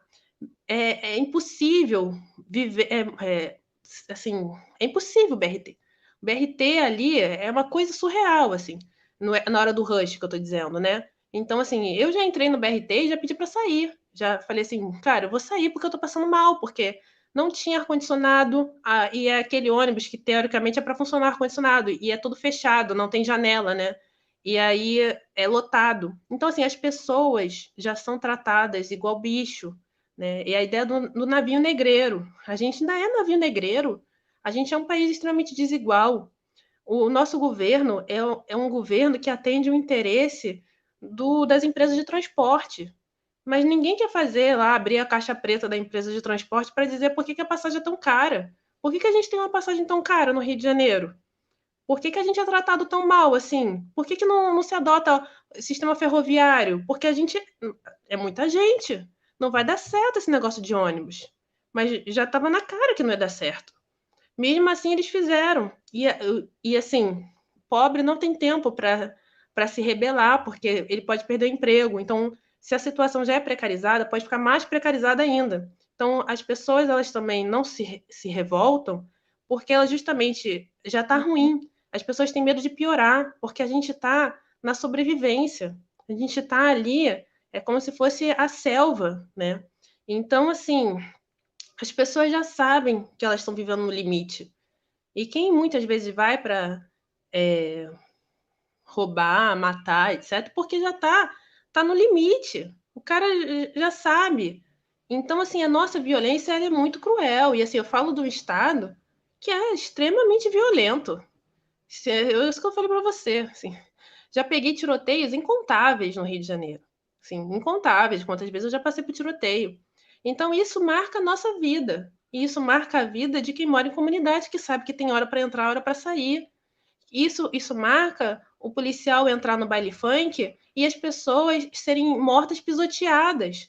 E isso é a nossa realidade, sabe? Não é o que acontece. Assim, o que aconteceu nos Estados Unidos é absurdo, mas o que acontece no Brasil é muito mais absurdo. A gente tem muitos mais absurdos para contar. Se alguém se interessar, mas o problema é que nós somos a vida matável no mundo, né? Se a gente pegar o mundo, nós somos o país que nós vamos testar a Covid. Ou seja, a nossa vida, se a vacina for boa ou ruim, vai ser testada no nosso corpo. Então, assim, no contexto mundial, o nosso corpo brasileiro, ele não é nada. Nós somos nada. Aquele filme Bacurau, ele é maravilhoso, porque é justamente isso. A gente tem uma elitezinha no Brasil que também acha que ela é igual, né? A gente tem grupos neonazistas no Brasil. Pô, como assim, cara? Você vai lá, um neonazista brasileiro vai lá para os Estados Unidos, o cara é morto. Vai para a Alemanha, o cara é morto. Sabe? Porra, é inacreditável. Então, assim, a gente tem que entender onde a gente está nesse lugar no mundo, né? Nesse lugar social. Por que, que a gente é precarizado? Por que, que os nossos corpos eles são matáveis? Por que, que o Bolsonaro fala que tudo bem, vai deixar morrer mesmo? Por que, que as pessoas aceitam? As pessoas aceitam isso porque elas já são tratadas assim. Elas já internalizaram esse lugar da morte, esse lugar do tudo bem, eu vou morrer mesmo, tudo bem, não tem para mim, tudo bem, eu vou para universidade privada e o ensino não é tão bom, tudo bem. É tipo, é tudo, é uma aceitação de várias situações ruins. E essa questão da normalidade é porque a gente, enquanto brasileiro, enquanto pessoas precarizadas, enquanto pessoas que somos obrigadas a muitas vezes ir para o trabalho todo dia, pegar o BRT lotado, a gente sente na pele o que é a precarização, a gente sabe o que é ser precarizado, a gente sabe o que é não ter dinheiro para pagar um plano de saúde, ter que ir no hospital público e não ser atendido e ter que voltar para casa. As pessoas já sabem o que é isso. E as pessoas entendem que elas vão morrer. E tudo bem, porque elas já estão morrendo há muito tempo, sabe? Então, assim, isso já é a nossa realidade.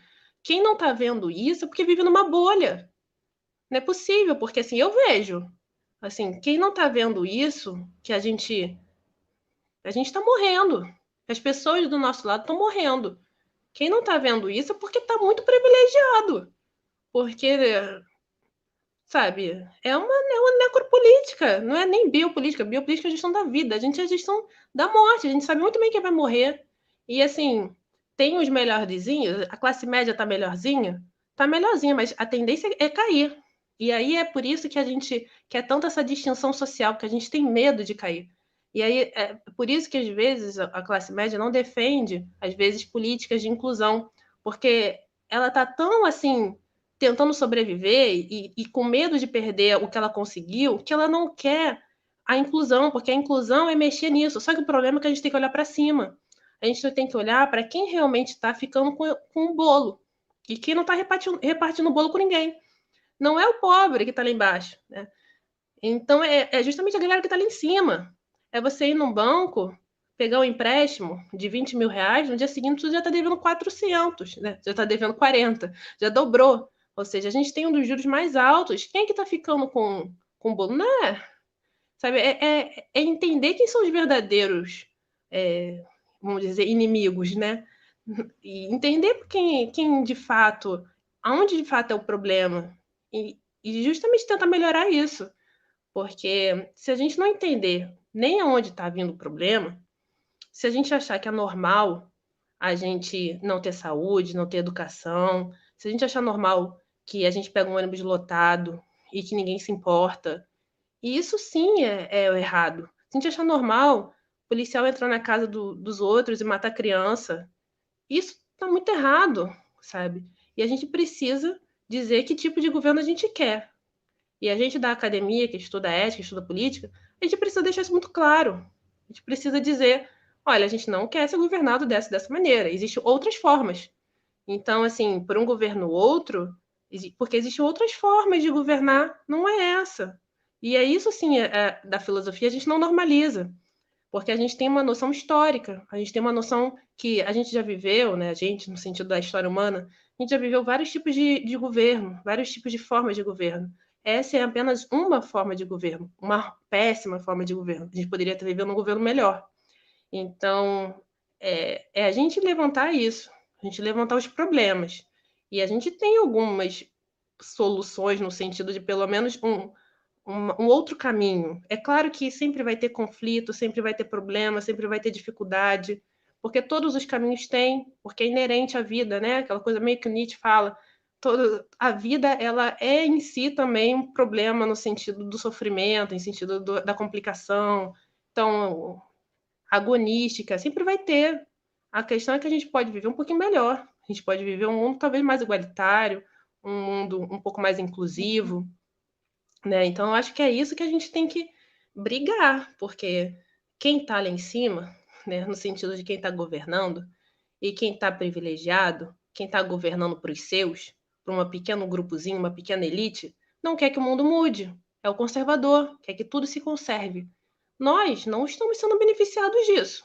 Nós, no sentido de nós, a maioria da população, não estamos sendo beneficiados desse tipo de governo. Podemos pensar num governo outro, um governo diferente desse que existe no momento.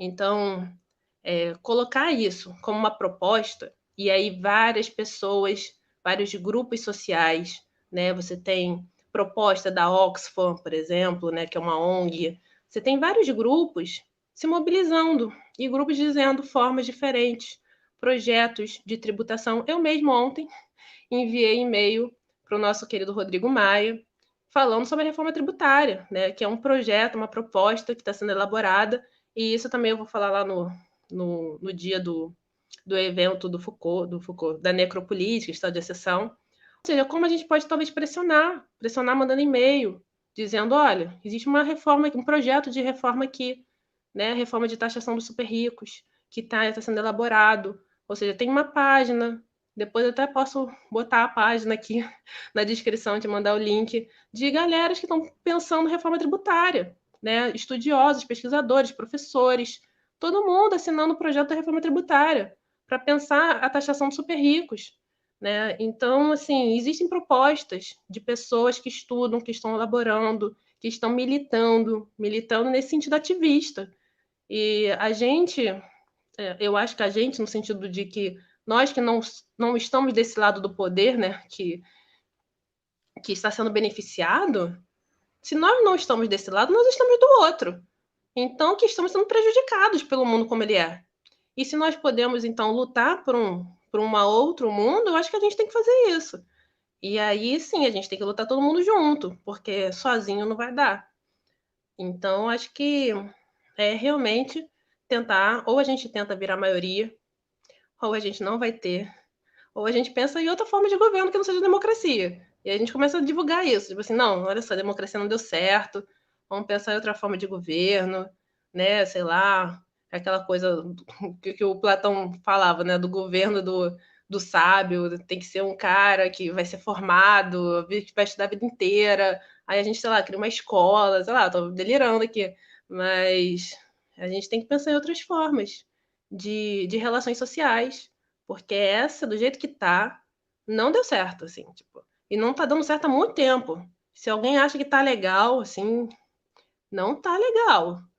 E não vejo como mudar se realmente as pessoas não quiserem mudar também, porque todo mundo tem que querer. Tem que ser tipo a Revolução Francesa, assim, todo mundo falou, não, chega desse negócio aí, vamos pensar outra coisa. Teve a fase do terror? Teve a fase do terror. Teve muita gente morrendo? Teve muita gente morrendo.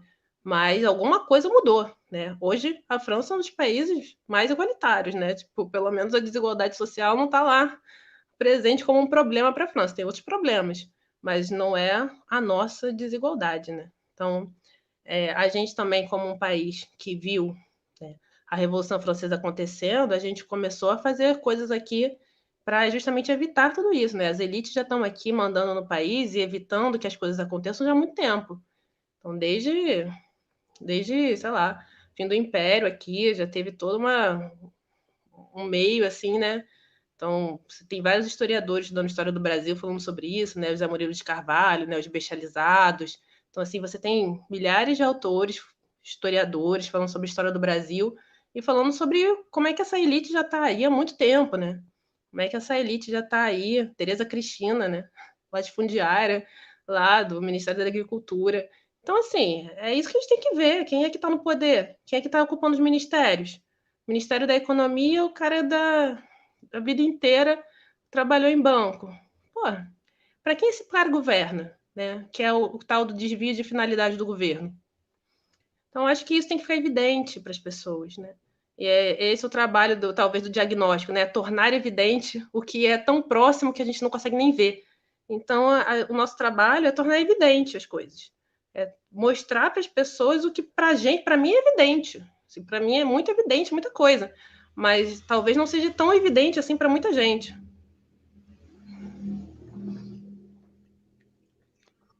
Tem mais perguntas, Caio? Como é que tá aí? Pô, sempre tem, né? O pessoal está perguntando aqui, mas eu acho que, bom, já estamos aí com quase 1 hora e meia de live, então as perguntas que estão aparecendo, acho que são mais para você falar sobre coisas que você acabou já falando, né? Questão do governo, proposta de superação da crise, enfim, eu vou pedir para você deixar aí um último comentário, né? E a gente encerra a live também para depois, se ficar muito longo, o pessoal acaba não assistindo depois. E claro, a gente continua a conversa, né? Depois tem o grupo e tal, né? O pessoal está aí acompanhando, com certeza a gente conversa, dá prosseguimento à conversa depois. Eu vi aqui uma pergunta, não sei falar o nome dessa pessoa, Laudley, não sei. Existe disposição da esquerda para assumir a responsabilidade em parte pelo descaminho fascista em que nos envolvemos como sociedade? Eu acho, assim, a esquerda tem culpa em várias coisas, né? E aí o PT tem culpa em muitas coisas, mas eu acho que é uma coisa que a gente tem que ver também como culpa e como entender talvez o poder desse lugar, que é a televisão e a grande mídia chamada Rede Globo. Então, assim, eles têm um poder gigantesco e eles criaram esse ódio ao PT, esse ódio, e eles criaram esse Bolsonaro também, né? Que hoje o Bolsonaro ataca tanto a Rede Globo, mas esse ódio feito muito pelo jornalismo da Globo, né? Que eles ficavam o tempo inteiro ali, né? Com a Lava Jato. É claro, a Lava Jato tem, mas o problema é a corrupção, ela não foi inventada pelo PT, não surgiu com o PT. A gente tem corrupção em vários outros governos. A gente pode ficar aqui, pô, o pessoal ficou falando, todo mundo sabe o esquema do Aécio. E não aconteceu nada com o Aécio. Aí tem o Serra, tem um monte de gente. Sabe, corrupção não é um problema de um partido único. A gente tem corrupção generalizada. Assim, a gente tem partidos que estão aí sendo investigados. O que não dá é para eleger um bode expiatório, né? E esse bode expiatório, ele foi eleito e elegido. E, assim, a gente tem que entender o poder das grandes mídias. E aí, talvez, entendendo isso, o poder das grandes mídias, o Bolsonaro falou assim: olha, eu não vou me submeter à Rede Globo. Tanto que ele não foi nem no debate da Rede Globo, ele criou suas próprias mídias. E isso é que deixou a Globo tão assim assustada com o que o Bolsonaro fez. Que o Bolsonaro criou o próprio sistema de rede de mídias. Ele jogou notícias via WhatsApp, ele criou outros meios, ele se é, foi lá para outras emissoras, né, que são muito mais pró-Bolsonaro. É, mas, enfim, ele, ele descentralizou esse poder da Rede Globo, que é uma coisa impressionante. A gente tem um poder que tira presidentes e coloca presidentes, eles fazem o que eles querem. Então, realmente, ter esse poder abalado, né, da Rede Globo, para a gente é fundamental. A gente não pode ter uma instituição com tanto poder com o poder de formar opiniões, com o poder de eleger pessoas boas e pessoas ruins, porque senão a Rede Globo ela elege quem ela quiser. E aí as mídias sociais, a internet, ela veio para vir um outro lugar para tudo isso, mas tudo são uma relações de força, relações de poder. Então, assim, as mídias sociais, e o Bolsonaro entendeu muito bem isso, por isso que ele foi para as mídias, por isso que ele faz live, né? O Bolsonaro não faz lá muitas vezes, pouquíssimas vezes pronunciamento, ele faz muito mais lives. Então, ele já sacou que ele precisa descentralizar esse poder da Rede Globo. Então, a Rede Globo acabou criando um problema para ela mesma. Eu acho que hoje ela percebe, né, que ela criou um problema, até mesmo um problema com os negacionistas, que o Bonner fica lá falando milhares de vezes sobre o que fazer, né, durante a pandemia da Covid, e é tudo que o Bolsonaro não faz. E aí ele precisa fazer um jornal inteiro dizendo, olha só, o Bolsonaro não fez isso, isso e aquilo, e tem que fazer, gente, calma aí. Então, assim, é uma relação de forças ali, é uma relação de poder. A gente está nessa também, enquanto professor, enquanto educador, a gente também entra dentro dessas relações de força. Claro que a gente está perdendo de lavada, a gente não tem força comparado aos poderes das grandes redes, das grandes mídias, né, das grandes porque rola muito dinheiro aí. E é justamente tudo que a educação não tem. A educação não tem dinheiro para fazer esse marketing todo. Então, a democracia ela acaba virando uma persuasão de marketing, marketing digital. É esse o grande arte de convencimento. E a gente da educação, a gente é nada. A gente está muito pouco. A gente não consegue convencer, a gente consegue convencer muito pouco as pessoas. E toda uma estrutura também escolar, que o aluno já está ali obrigado. Então, às vezes, o aluno ele se identifica muito mais, talvez, com a fala do pastor, que tem uma coisa muito mais afetiva, muito mais próxima, do que com a fala do professor, que está ali muitas vezes como alguém que pode impedi-lo de passar de ano. Então, assim, às vezes o aluno nem tem uma relação tão boa assim com o professor e com a escola, que enfim, são vários fatores, né, que tendem a dar errado. São vários fatores que congregam para a gente estar aqui hoje falando de política e eu estar falando tantas coisas ruins. E é claro que eu ainda acredito que a gente tem que resistir, né? Que é aquela fala que você fez lá, né, Caio, sobre os corpos que resistem, né? E a gente está resistindo desde que a gente é uma vida, um corpo, né, vivo. A gente está resistindo à morte e a gente está resistindo a esse projeto político que quer nos matar, sim. Então, assim, é uma sobrevivência. Acho que talvez se você mora em alguns lugares piores, você resiste muito mais. Então, quem mora na Zona Sul do Rio de Janeiro resiste muito menos, é muito mais tranquilo. E talvez o sonho de todo morador do Rio de Janeiro seja morar na Zona Sul. Sim, todo mundo quer morar na Zona Sul, por quê? Porque lá é melhor, porque lá você não sofre tanta violência, você tem um serviço de transporte muito melhor, as coisas são muito melhores, as coisas funcionam. Ou seja, tem uma série que é o 3%, que é uma série brasileira. Existe um mundo perfeito, maravilhoso, que é os 3%, mas os 97% ficam fora desse mundo.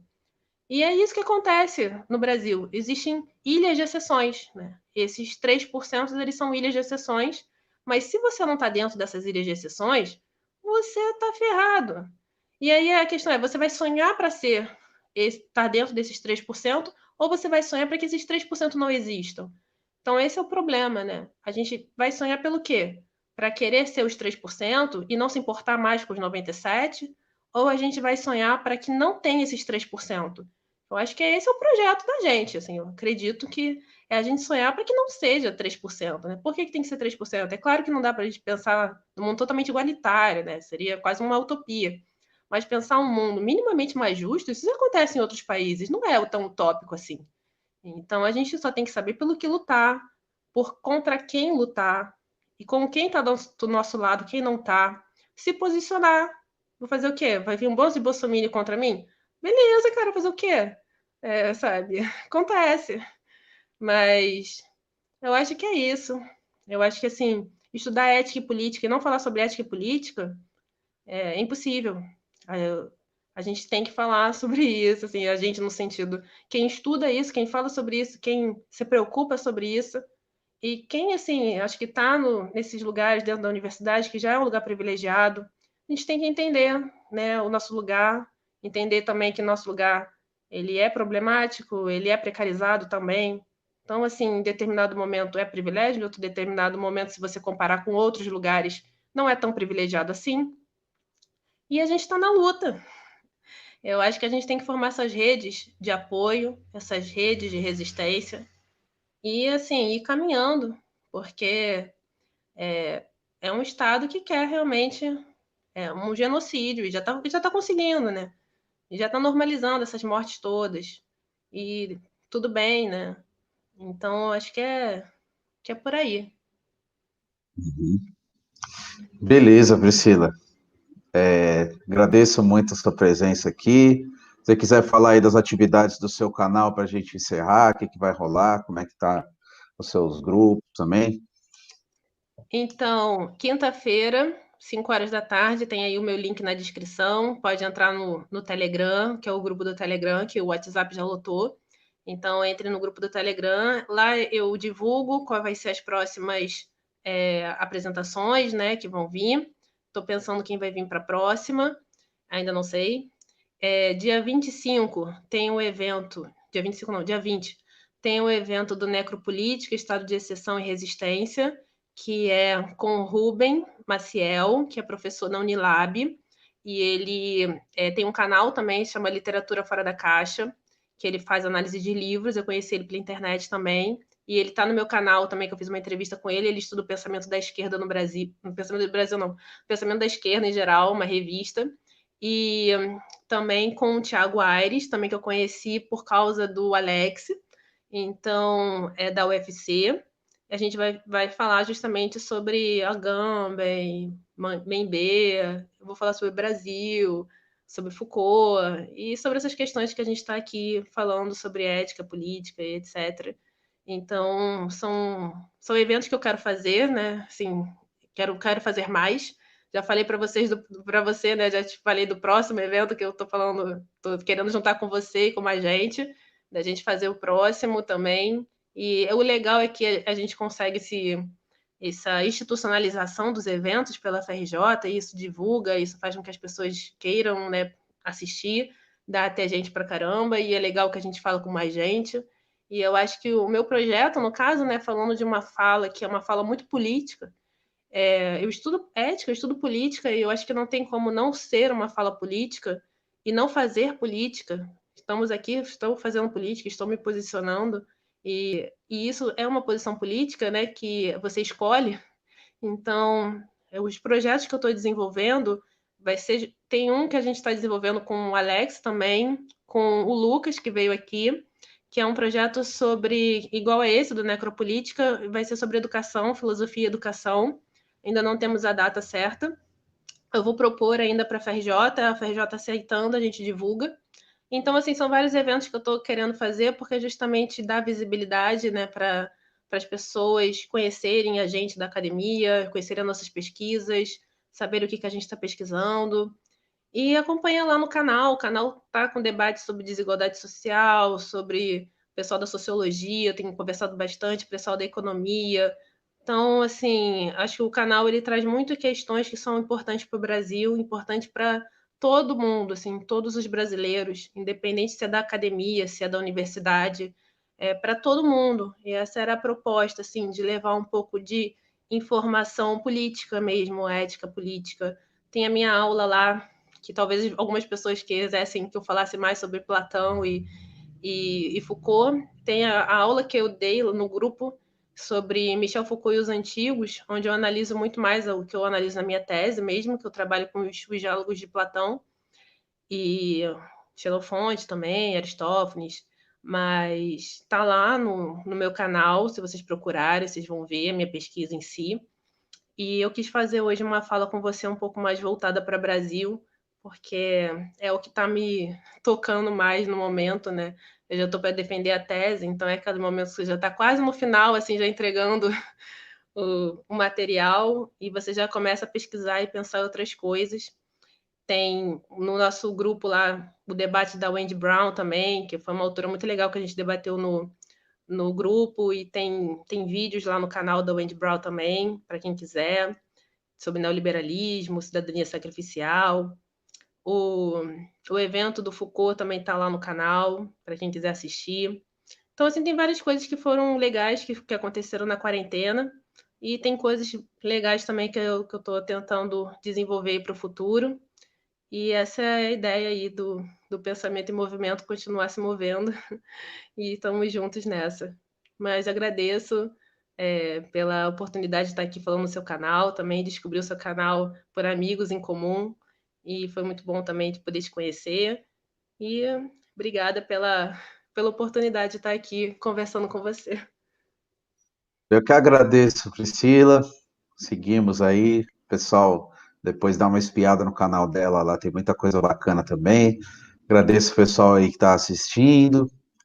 Vamos encerrando essa live por aqui. Boa tarde, já boa noite aí, todos e todos. Fiquem ligados nas próximas conversações.